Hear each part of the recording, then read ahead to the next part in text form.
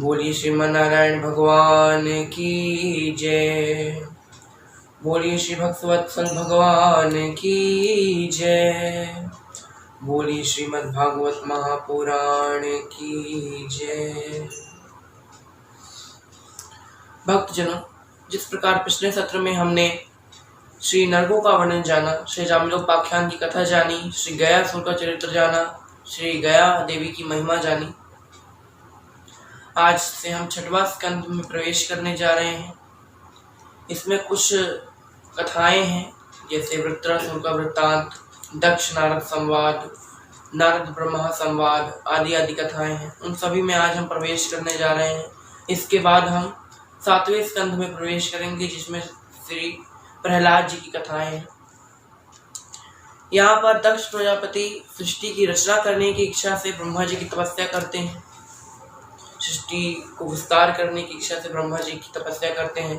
या ब्रह्मा जी तपस्या से प्रसन्न हो जाते हैं, कहते हैं बताओ क्या वरदान चाहिए। दक्ष प्रजापति कहते हैं मैं चाहता हूं कि मैं जितने चाहूं उतने पुत्र मैं उत्पन्न कर सकूं। ब्रह्मा जी ने कहा तथास्तु। ब्रह्मा जी ने कहा भाई सृष्टि को विस्तार करनी है, दे दिया वरदान।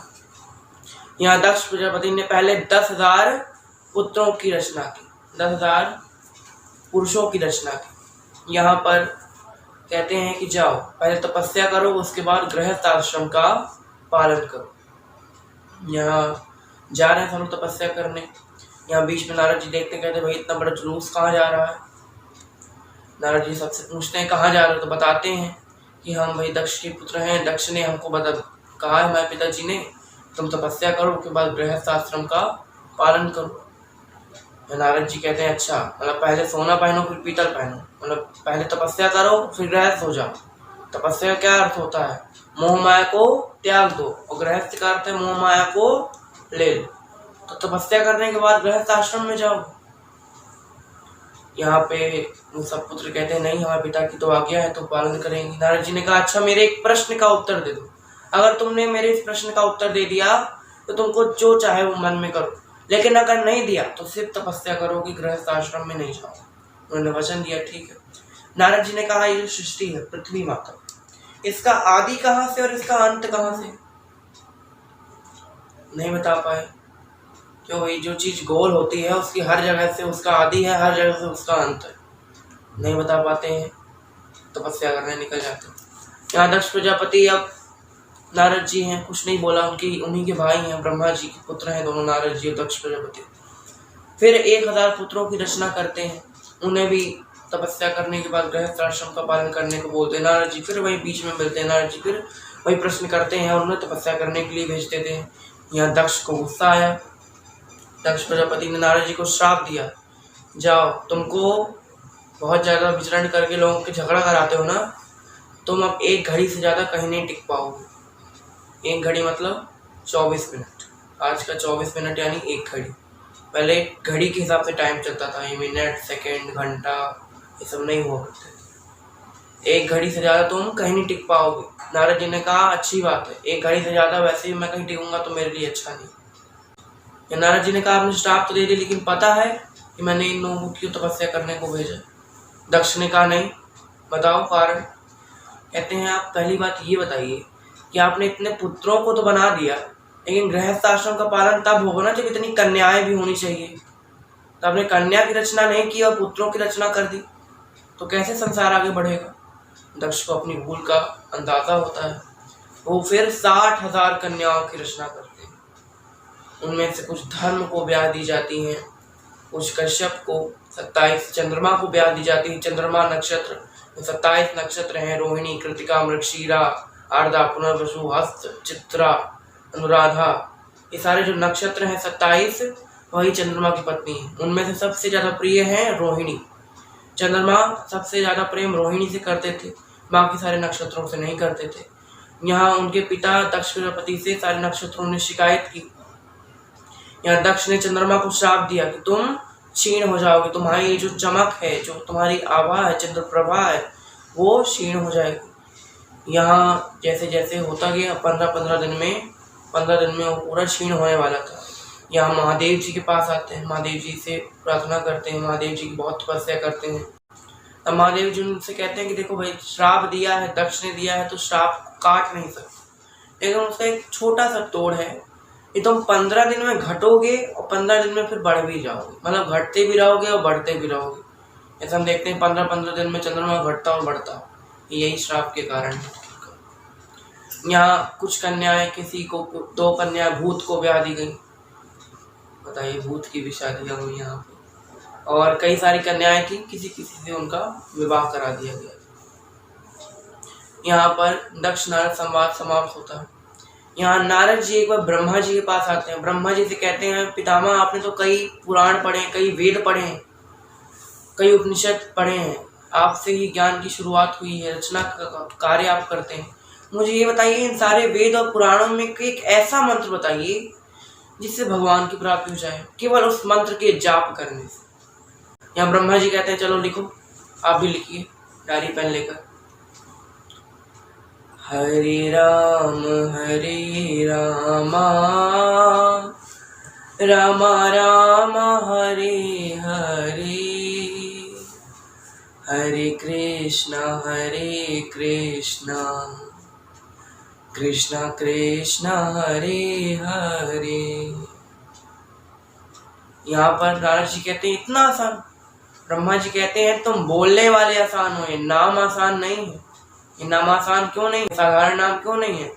क्योंकि जिनका नाम है वो असाधारण है, जिनका नाम है वो असाधारण है, इसलिए नाम भी असाधारण हो गया, क्योंकि उनकी भगवान की संगत है भाई। जैसे हम कई सत्रों से बता रहे हैं, इस संगत का बहुत प्रभाव पड़ता है।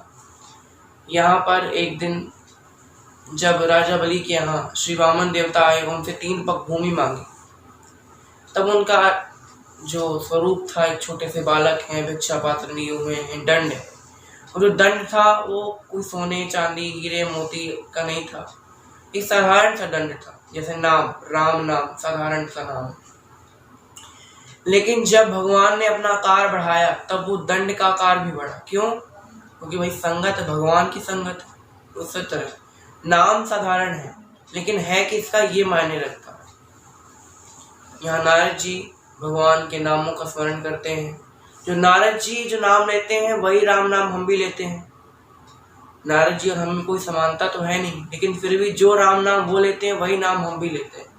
चलिए नारद जी के साथ हम भी भगवान के नामों को संकीर्तन करते हुए अपनी कथा को आगे बढ़ाएंगे। हरे राम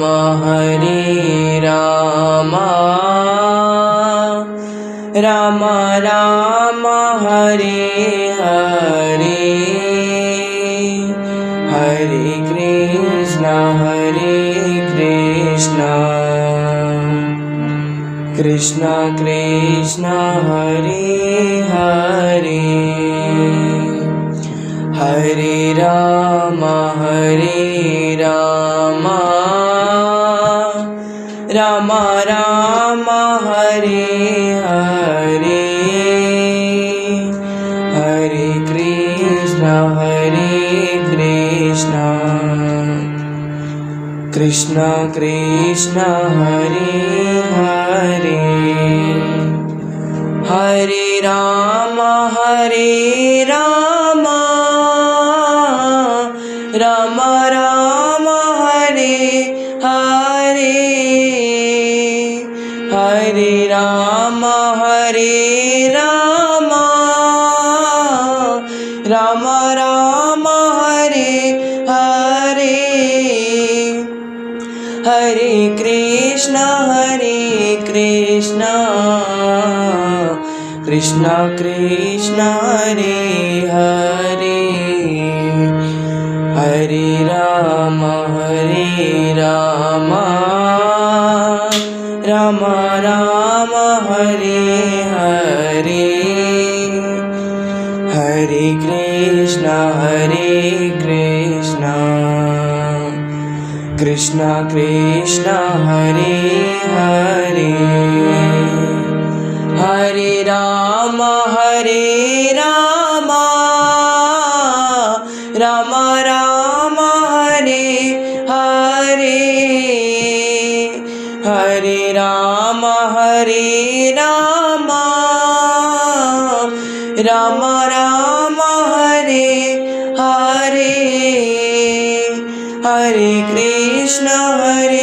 कृष्ण कृष्ण कृष्ण हरे हरे, हरे राम राम राम हरे हरे, हरे कृष्ण कृष्ण कृष्ण हरे हरे, हरे राम राम राम हरे हरे, हरे राम राम राम हरे हरे, हरे कृष्ण कृष्ण कृष्ण हरे हरे, हरे राम राम राम हरे हरे, हरे कृष्ण कृष्ण कृष्ण हरे हरे, हरे राम राम राम हरे हरे, हरे राम राम राम हरे हरे, हरे कृष्ण कृष्ण कृष्ण हरे हरे, हरे राम राम राम हरे हरे, हरे कृष्ण कृष्ण कृष्ण हरे हरे, हरे राम राम राम हरे हरे, हरे राम राम राम हरे हरे, हरे कृष्ण कृष्ण कृष्ण हरे हरे, हरे राम राम राम हरे हरे, हरे कृष्ण कृष्ण कृष्ण हरे हरे, हरे कृष्ण कृष्ण कृष्ण हरे हरे, हरे कृष्ण कृष्ण कृष्ण हरे हरे। तो यहाँ नारद और ब्रह्मा जी का संवाद समाप्त होता है। यहाँ पर अब हम श्री वृत्रासुर की कथा जानेंगे, जिसके लिए श्री वज्र का आविष्कार हुआ। यहाँ अभी तक हम दिति माता के वंश का वर्णन जान रहे थे कि वे हिरण्याक्ष हुए, तारकासुर हुए उनके वंश में। यहाँ आप दिति माता के वंश का वर्णन करते हैं। कश्यप मुनि की 13 विवाह की उन्होंने, जिनमें से कई पत्नियां थी उनकी, दिति, अदिति, कद्रु, विनीता, क्रोधवशा, सुरसा, सुरभि, इला, इडविडा, इस तरह करके कई सारी पत्नियां हुई। उनसे सृष्टि का विस्तार हुआ। जो दिति थी वो दैत्यों की माता थी और अदिति आदित्यों की माता थी। 12 आदित्य माने गए, 12 प्रकार के देवता। उनमें से विष्णु भगवान है, सूर्य नारायण भगवान है, वरुण देव हैं। ये सब अदिति माता के ही पुत्र हैं। उनमें से एक ऋषि हैं त्वष्टा ऋषि। त्वष्टा ऋषि का विवाह हुआ दैत्यों की बहन से, जिससे उन्हें एक पुत्र उत्पन्न हुआ जिसकी 3 शीश थे। उनका नाम था विश्वरूप ऋषि। यहाँ विश्वरूप ऋषि का जन्म होता है। अब यहाँ पर एक दिन इंद्र सची माता के साथ अपने इंद्रलोक में बैठे हुए थे। तभी गुरु बृहस्पति आते हैं। गुरु बृहस्पति को देखकर वो उनका आदर नहीं करते, अपने आसन से खड़े नहीं होते, उन्हें प्रणाम नहीं करते, उनको अनदेखा कर देते। यहाँ क्यों ऐसा किया उन्होंने? क्योंकि भाई घमंड आ गया कि हम इंद्र हैं, हम तो देवराज हैं, हमारे पास हर चीज है, हमारे पास 14 रत्न है, हमारे पास ऐरावत है, हमारे पास कामधेनु। ऐसे कई लोग होते हैं, बहुत कम लोग ऐसे होते हैं जिनके पास धन आ जाने के बाद, विद्या जाने के बाद, बाल जाने के बाद उनको घमंड नहीं, वरना आधे से ज्यादा लोगों को घमंड हो ही जाता। यहाँ हम इंसानों की क्या बात करते हैं, भगवान भी पागल हो गए थे।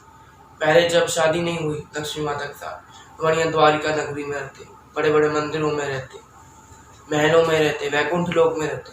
लेकिन जब से लक्ष्मी माता से शादी हुई, श्री आई, धन आया, तब से क्षीर सागर में शेष पर सोए हुए। ऐसे कुछ शेष कोई सोने की जगह होती है क्या? फिर भी सो रहे हैं।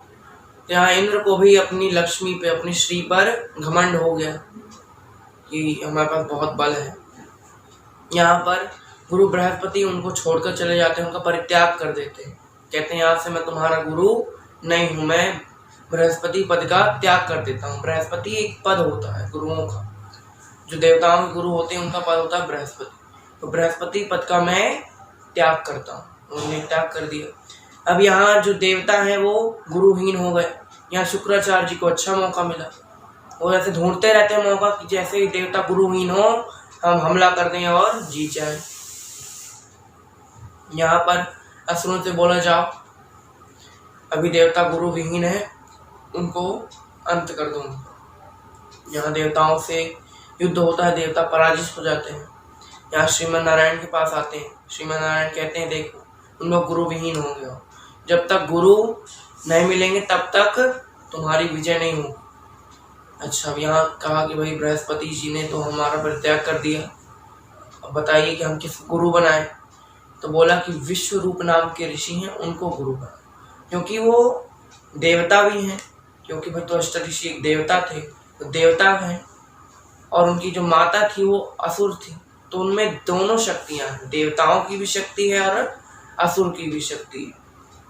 तो उनकी सहायता उनको उन्होंने अपना गुरु बनाया, बहुत स्तुति की उनकी। हमें भी अपने गुरुओं की ऐसे ही स्तुति करनी है, उन्हें ऐसे ही मनाना है कि हम उनके साथ रहें, वो हमें कभी ना छोड़े। आइए हम भी अपने गुरुओं की वंदना करते हुए कथा को आगे बढ़ाएंगे। गुरुदेव दया करके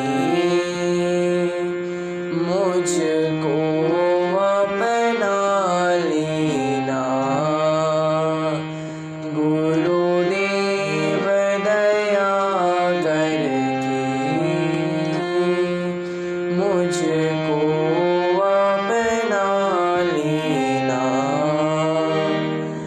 मैं शरण पड़ा तेरी,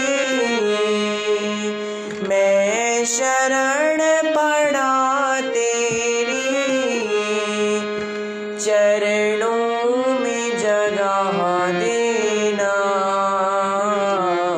गुरुदेव दया करके मुझको अपना लेना, गुरुदेव दया करके मुझको अपना लेना। जय गुरुदेवा, जय गुरुदेवा, जय गुरुदेवा, जय गुरुदेवा, जय गुरुदेवा।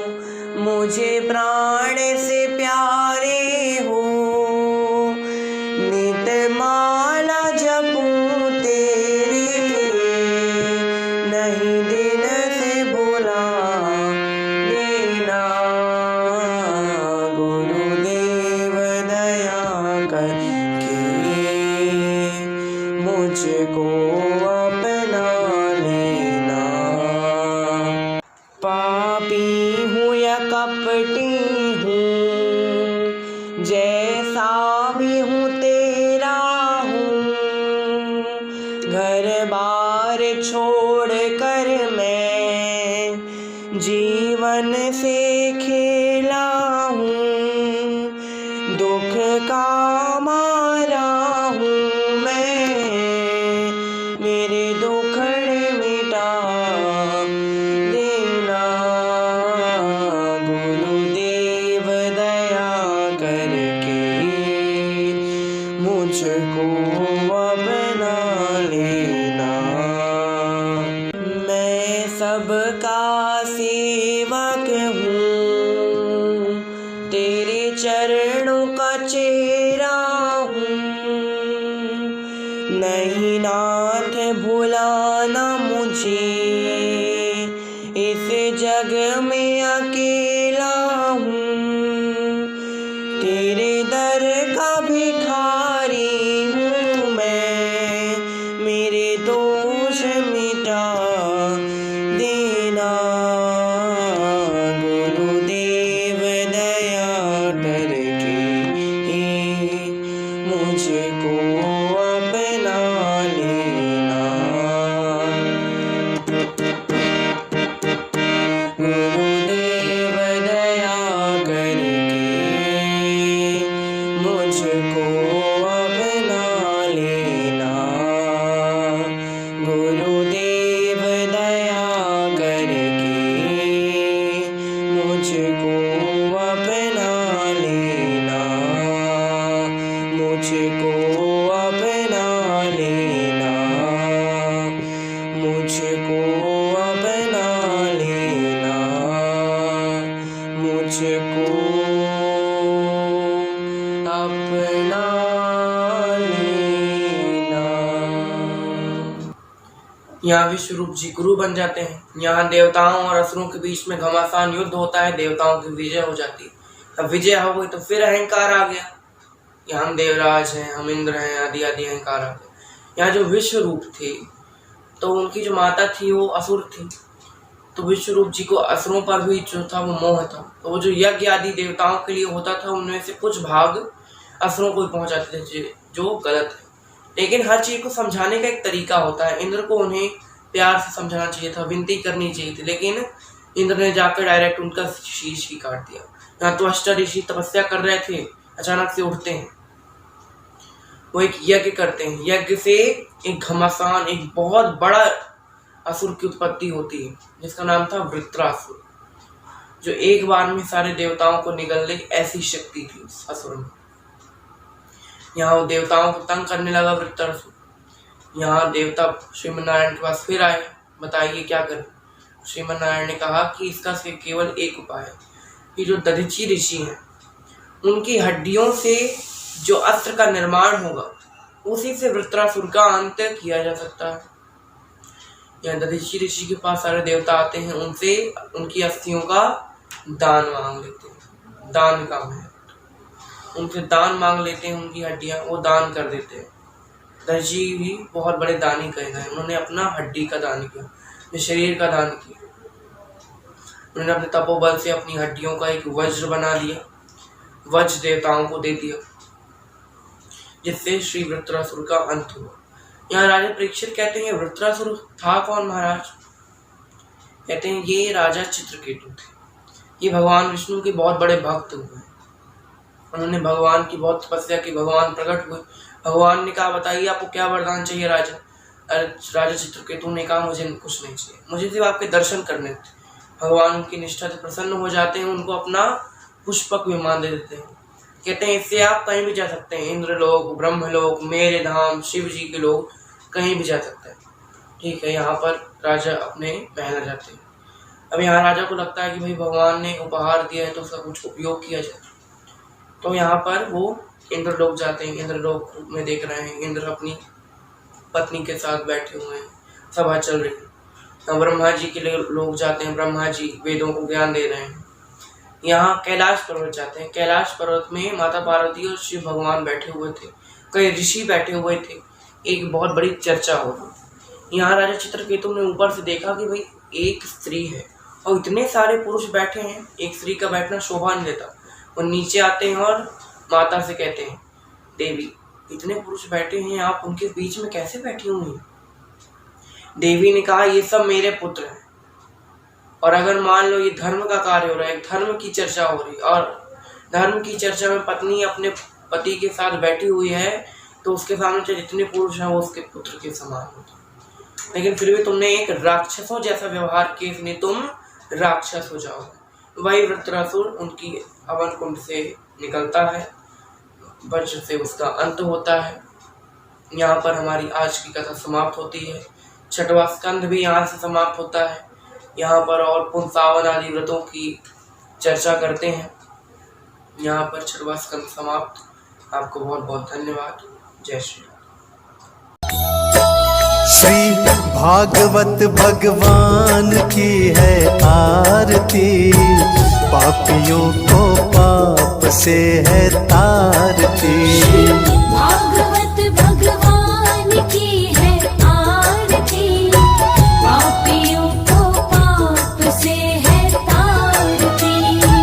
पापियों को पाप से है तारती।